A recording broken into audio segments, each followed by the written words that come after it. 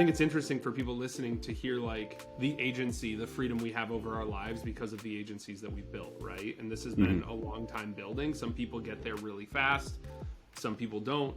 I think it's different for everybody. How did you move from being like, hey, we kind of have these like general industries that we work in that you had great results in all of them, which people might not think is a hard thing, but I think when you can get results for a lot of different places, it's actually more challenging versus just like an easy decision. How did you come to focus or find more focus on legal? So let me zoom out for one quick session, right? There's three companies that I manage right now: Ryan Stewart Consulting, Webris Agency, and Blueprint Training. Each of them are lead generation, sales, proposal, etc., right? What I started noticing with Webris was the close rates from sales were very low, 15, 20%, and steadily decreasing. For Ryan Stewart Consulting, it's like 80%. Like if somebody comes to me, I'm not even, it's just like, it's a done deal, right? And for Blueprint, over 3 years, our close average is like 42%, right? Granted, they're different styles of businesses, but that was always what I was benchmarking Webris against. And I was like, why can't we get our sales close rate up? And I had two hypotheses. One was because the demand for SEO is just not what it was anymore, right? When you have a marketing budget, there's options for you to spend it. And on top of that, there's just massive undercuts in pricing from other agencies, right? The other thing was a lack of specialization, right? If I'm pitching a contractor and he's also getting pitched from an agency that only services contractors, I don't have a leg up. If I'm pitching a SaaS company and I'm pitching against you, you have a leg up, right? All the way down the line. So I started to realize that we were losing out on more and more deals to specific agencies that specialize in working with a specific type of client. And the feedback that I was getting from prospects was, okay, like you get results, you've got a great reputation, but they only work with us and they know the ins and outs of our business. They know what our needs are. They've worked with other, XYZ companies, law firms that we've seen the results, and that's what we want to emulate, right? So we were just losing out on that. And then the third part was let's just say, okay, we can't change our close rate. It's going to be 15 to 20%. We have to go up market. We have to close bigger deals, right? I'm happy to close. We can live off this close rate. We can still grow, but the deal size just has to be much larger, right? So looking at the cross section of who we were working with, we kind of settled on software was in there for a while, law firms, e-commerce, like companies that we knew that we could go up market with and charge more while pretty much keeping the same process that we had. So that was really what led me to start to block out a lot of the noise about the other stuff that we're doing, and then really focusing on building a company specifically for law firms. And it's not as simple as just being like, okay, well, we do SEO now for law firms. It was really going back and understanding their real pain points, the issues they were having with their current agencies, why they weren't getting results, understanding what's happening in the legal industry in terms of the amount of people that are graduating law schools and starting their own solo practices and not able to, like, just the amount of saturation in the industry itself, which leads to all these backups and roadblocks with new client acquisition for them. So it was kind of a long process, a 3 to 4 month process of kind of like refiguring things and figuring out what our service and offer would be. And then we get this a lot in Blueprint too. People are like, oh, well, should I change my website? Should I change my brand? We just built a subdomain and just built a whole new brand off of it. And we're just focusing on building that content, building that funnel with paid ads. Content too, we have a podcast over there now that we're doing that's picking up some pretty good traction for us. And the final piece on this too is that, like, when you do specialize, because the biggest reason why people don't specialize, I think they feel like they're cutting themselves off the knees, right? Like, Ryan, you get all these leads from all these companies and like, what, you're just not going to work with them? And the answer is yes. Because when you do specialize and focus on that specific part of the market, we can pivot out of SEO, in and out of SEO very quick and very easily as needed. Like, let's say Bard comes in and just eats up 80% of search traffic, like, fine. We can pivot very easily to another part because we're focused on working and solving problems of attorneys.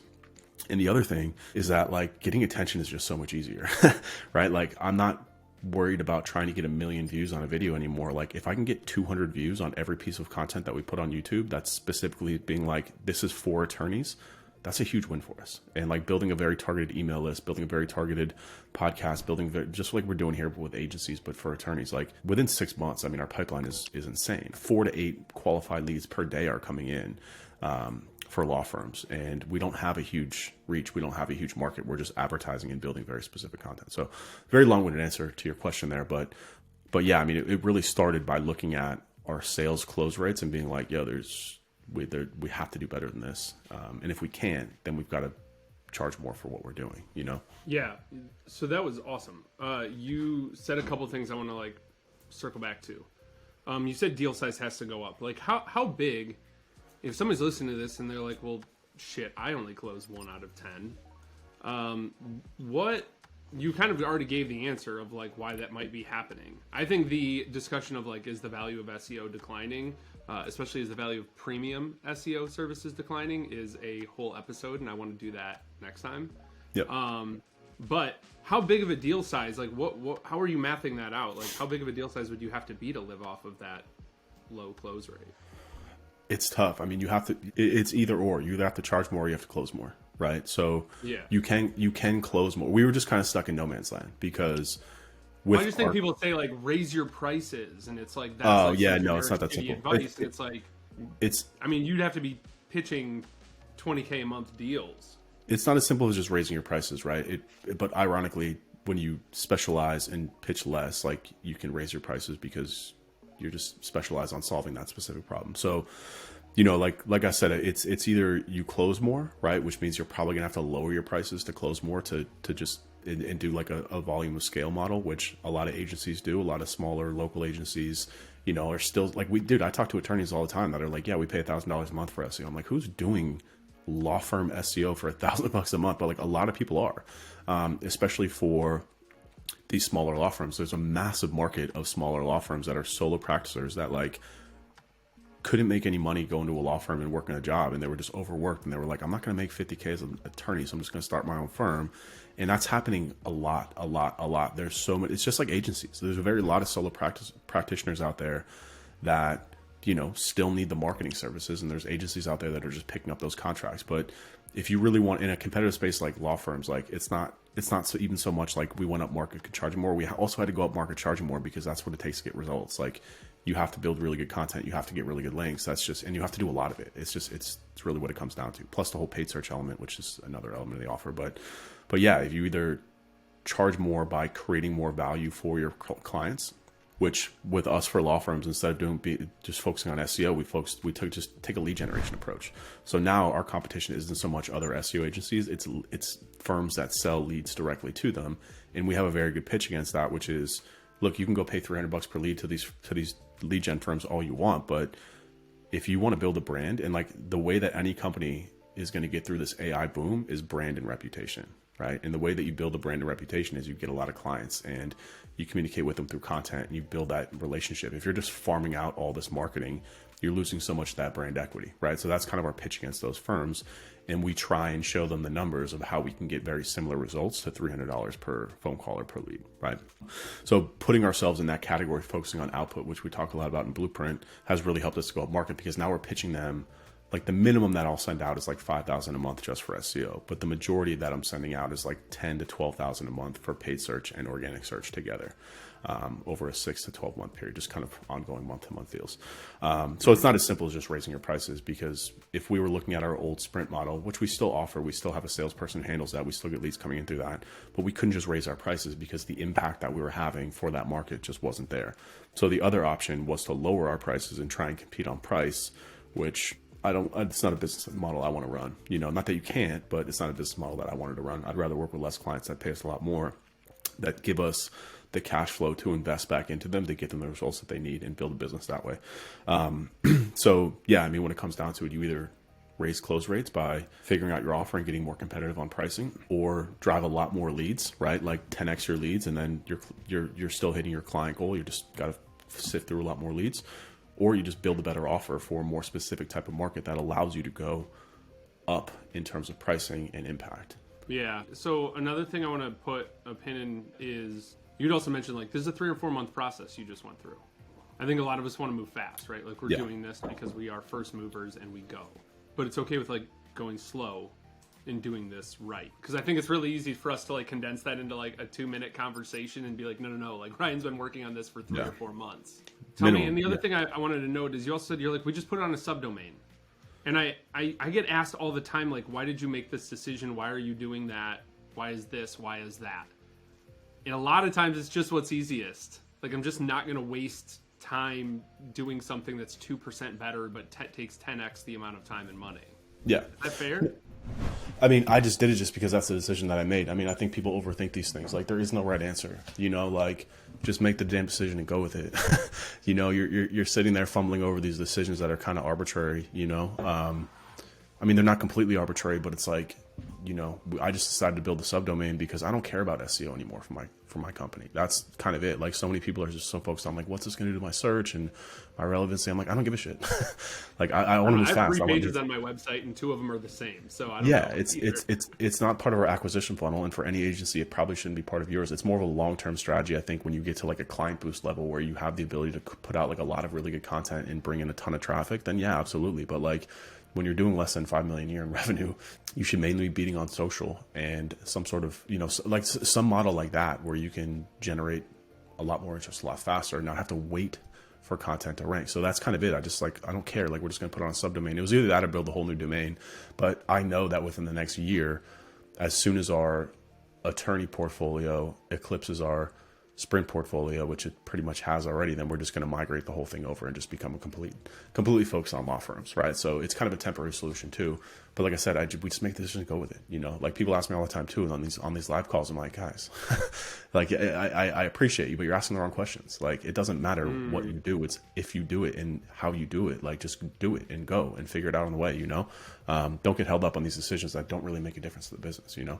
Yeah, and I keep talking about in Blueprint, people ask about sprints and stuff like that, and I'm like, look, like I literally said it on a coaching call this past week. Sprints exists as a sales tool, as a relationship tool, and as a way to productize your business and like operationalize it. If you can do those 3 things with retainers, do them. We do sprints because it does those 3 things, right? It sells better. You have a great relationship with clients because instead of like an ongoing drudgery of monthly deliverables, you actually like, hey, we finished a sprint. Let's celebrate. Double hand high five. Like, it adds to the relationship. And again, like internally, a lot of agencies that are doing these monthly retainers are just doing nonsense all the time. You can have a public facing retainer model and an internal sprint model. Like, you can do whatever you want. But I think again, like, you know, we've sold sprints. I call my agency growth sprints. Like, there are pieces of this where it's like, be creative, see what the market needs. I'll give you an example. A friend of mine, talking to him, he runs a paid agency for SaaS companies. And I was like, how do you do reporting? Like, I hate reporting. I don't ever want to do reporting again. He's like, oh, we just have it in Databox. Databox just does it, and then our clients can check it out for themselves. What? Like, why haven't I thought of that? Yeah. So now I'm thinking about that. And like, I do sprints, right? My value prop is like, you don't pay me forever. But I was like, what if, and I talked to all my friends and they're like, yeah, it'd be really helpful to have like those dashboards and like some stuff like that. Maybe that's a different story. Like, just not being married to this idea, not making it my identity. My identity is like serving my clients. Yeah, 100%. And building a thriving business, you know? Yeah, 100%. 2 things. One, fun fact, the owner of Databox is actually from my hometown. We went to the same high school. That's right, world. Pete. Yeah, I need to actually connect with them. I think they'd be a great partner for Blueprint. Anyways, 100%. But the other thing I get asked about, you know, this new model too, they're like, wait a second, you just sold us on the sprint model and now you're doing retainers. And I'm like, listen, like, yes and no, right? Yes, to the point of we're formatting our contracts as retainers because that's how many sprints we're doing to make sense to justify, like, no one's going to pay us $100,000 over 2 months. Like, they're just not. So we have to split it up into a retainer over time. And we still operate on a sprint model. I still show them, this is how your contract is built. It's built off of these 3 sprints. And actually the way I'm positioning now too, which is getting a lot of good feedback, is the first sprint is 2 weeks and then we're done with it. And then after that, you're only paying us on an output basis. You're paying us for assets. You're paying us for completed content. That's an asset. And you're paying us for acquired links. That's an asset. So essentially what we're doing is we're just scoping that out, especially for law firms. Like, these aren't complicated, you know, technical jobs and content jobs. It's, you know, I'm able to scope it out pretty quickly during the sales process of how many pieces of content I think they need and how many pieces of links. And I just present that to them as like a full thing. Like, if you want to get to where you told me that you wanted to get to, 60 leads a month, whatever it is, this is what we're recommending, right?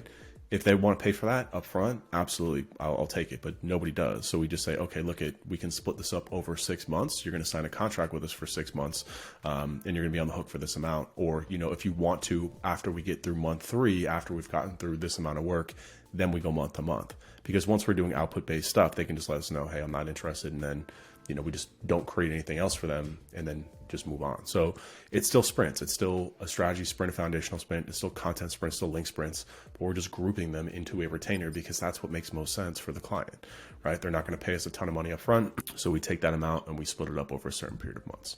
We deliver it over those months and they just pay us a retainer fee for that. They're also very comfortable with that because that's how they operate as well. So they're comfortable, They're familiar with retainers, but we still sell sprints. If their business is retainers, they are okay with retainers. If their business is one-off services, they may be more apt to one-off services, right? Like you have to think about what's best for your clients. Yeah, and that's the thing too, right? Is that like the amount of work that we're doing for these law firm clients, because it's all done for you work for them. It's different for you, right? You're providing a lot more consulting and recommendations to marketing teams versus law firms that just want to outsource the whole thing. So it's different for you because yours is a little bit more of a short-term project base that can be extended over a longer period of extension of scope.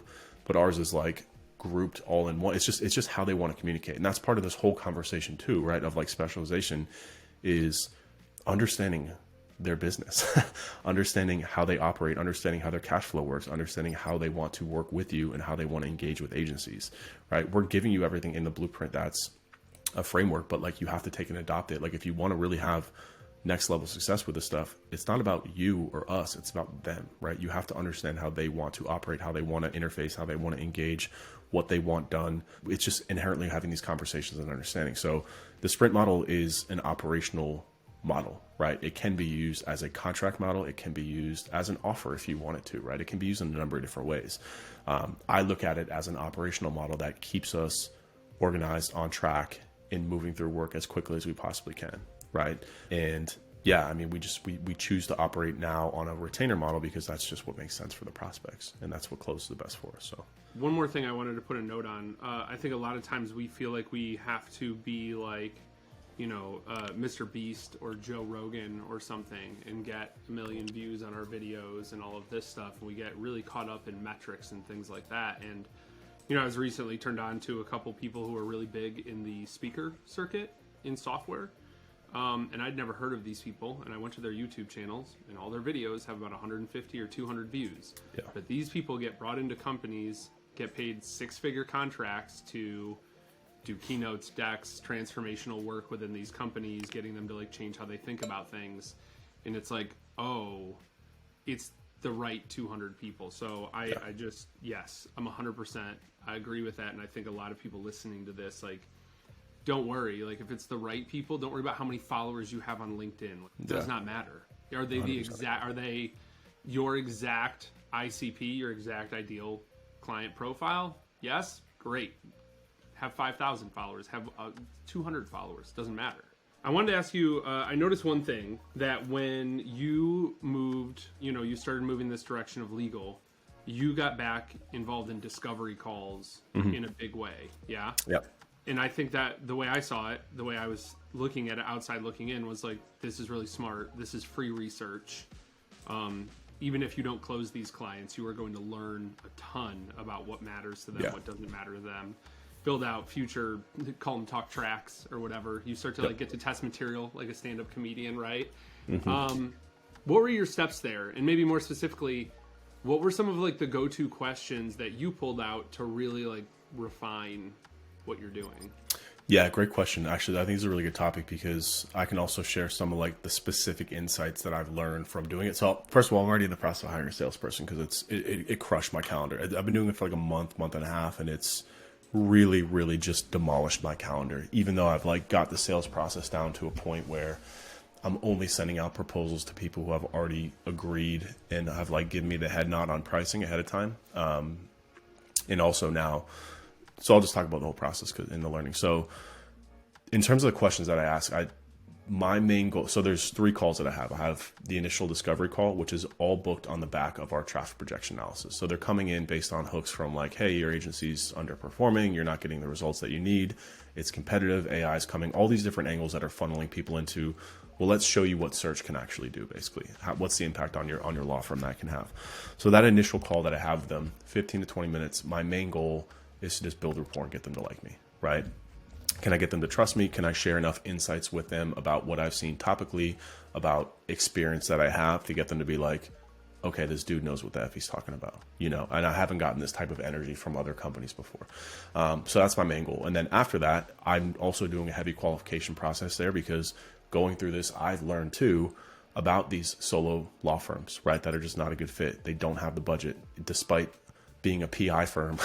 You know, like, you can't just look at what they do and what they sell as an indicator of if they can afford your services, right? So going through this process from top to bottom, I've really realized that a large majority of the market, like 60 to 70% of leads that we get are solo practitioners that, God bless them, but they just can't afford more than $5,000. They can't afford more than like $1,500 to $2,000 per month, right? So just going through that too, and understanding that as a qualifier, we've now pushed that forward into our marketing, into our lead generation, in our messaging, in our ads, and now we're rolling out messaging that pre-qualifies that.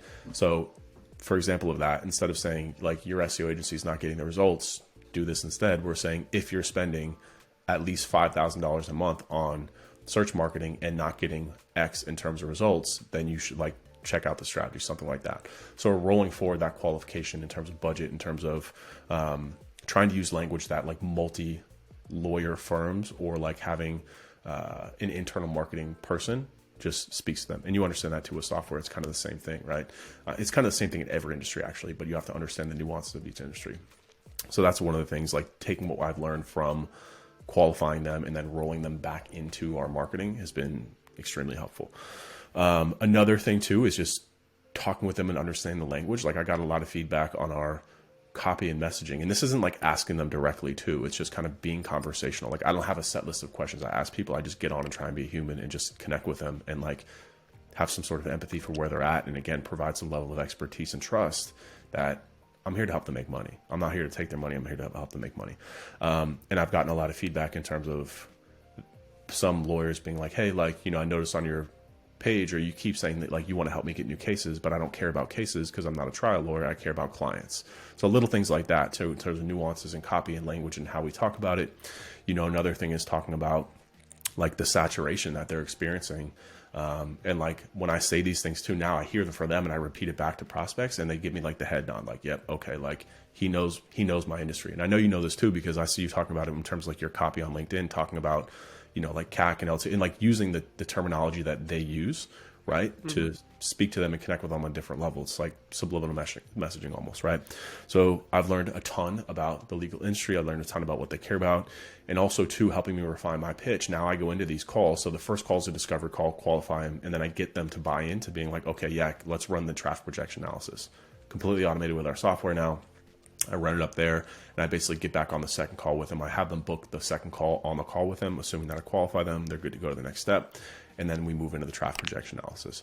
I'll also do like a topical analysis in Notion. I'll do like content review, link review, like website overview review. And then on top of that, I'll layer on the traffic projection analysis. So I've got this like walking into this analysis with some insights for them about why they're not performing, and then showing them what they could be doing, right? So then on that call, I then tell them, like, they're like, okay, this looks really good. What's next? I tell them, well, look, I can send you a proposal, but I just want to review this with you ahead of time to make sure that we're on the same page about costs, because I know you've got a million things going on in your firm. I don't want to waste your time. For us to get you these types of results, it's going to cost probably about $5,000 or $6,000 per month for our retainer. Is that something that you're comfortable with? And you know, I've usually tried to qualify them before too by asking them about who they're currently working with, what they're currently paying. Another big thing, sorry, I should have said this before, that I'm asking them and like really helping us position ourselves against other people in the market is not talking about SEO, but talking about the results, and not traffic and links and stuff like that. But how many leads are you currently getting per month? How many do you want, right? How many calls are you currently taking? How many do you need? What's your close rate? What's your average case value? And I'm actually doing the math with them on the call to back out like what this program should look like, right? Because this also feeds into my pitch about going against like a lead generation firm that's just charging them $300, right? So I try and help them understand the math that we can actually come in lower and have them kind of walk their way through that, right? So going through the numbers with them is like another huge thing that I know most search firms don't do. And it also helps because we're also doing paid search, which gives me the confidence to speak to those numbers, a lot more aggressively. But then after that, I'll put together a proposal for them. It's templated, and then I book the follow-up call with a proposal, and I'll try and get them to close on that proposal call. But like of just for numbers, right? If for every 10 leads that we get in, only like 2 make it to the actual proposal call.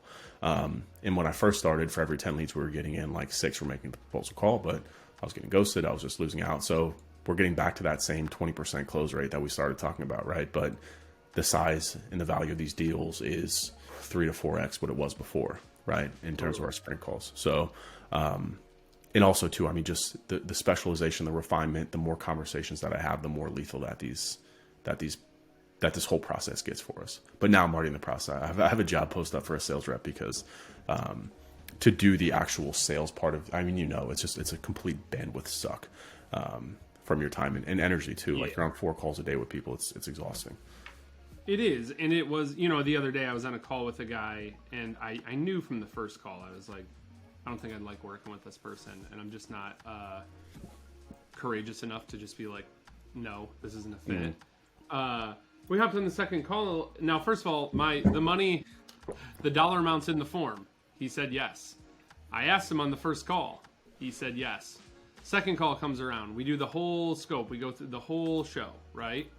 And I'm like, yeah, and just like I have it in here, just here's the investment. Like that's, hopefully not a surprise because we talked about it the last 2 times. He goes, oh, no way can I get that approved.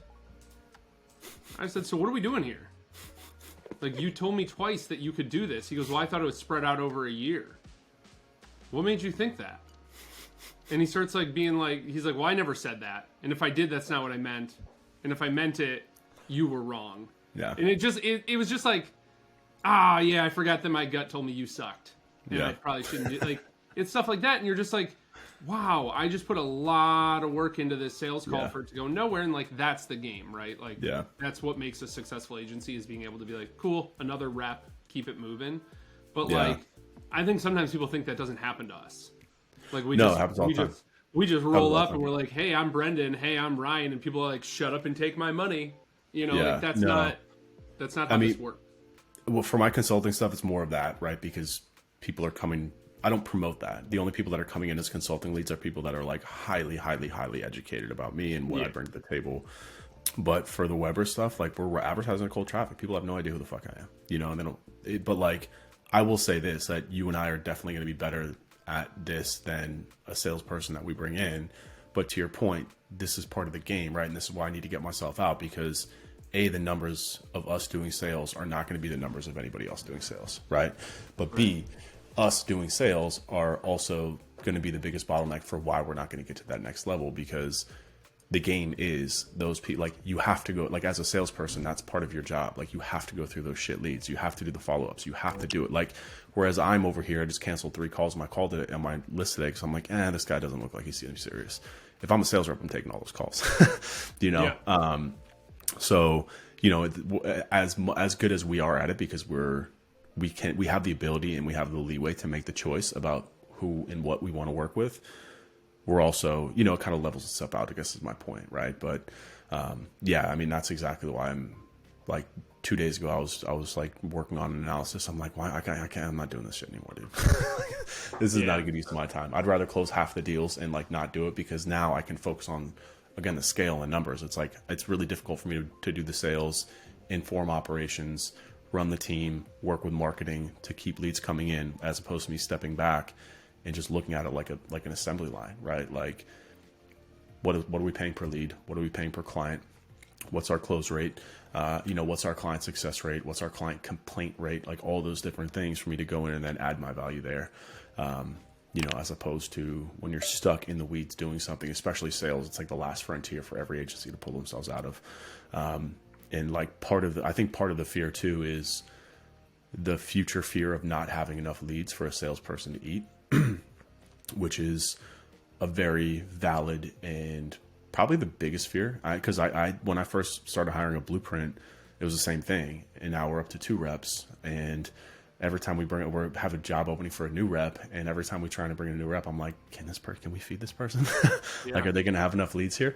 But me not being involved allows me to step back and work with marketing, work on our offers and figure that out because it's not their job to figure out, it's mine, like if you were to bring a sales rep in, your marketing output would double, Oh, absolutely. Yeah. There's no way. Like that's the other piece too, is like, even though I try to qualify all of these leads and everything like that, I mean, we'll talk about this next time. I want to ask about, you know, downturns and recessions and things like that, and how you think about that. But, you know, one of the best things that could happen to me this year, and I know this is a very fortunate place to be in, but looking at my numbers, like, one of the best things that could happen would be for my lead flow to actually slow down a little bit. And I can start doing more marketing, which allows me to attract better leads than servicing all these leads that aren't great, because I haven't had a chance to work on my marketing. But this was really helpful. I think, like, a lot of people, like, I like to, like, pull back that curtain, and you're really transparent about this inside of Blueprint. Like, a couple of the things you've said today, you've said on, like, the executive calls and stuff that you do in there. So I appreciate that. I think it'd be really helpful for people to understand, like, tactically how to go through things. So this is a good one, man. Yeah, glad we're doing this again.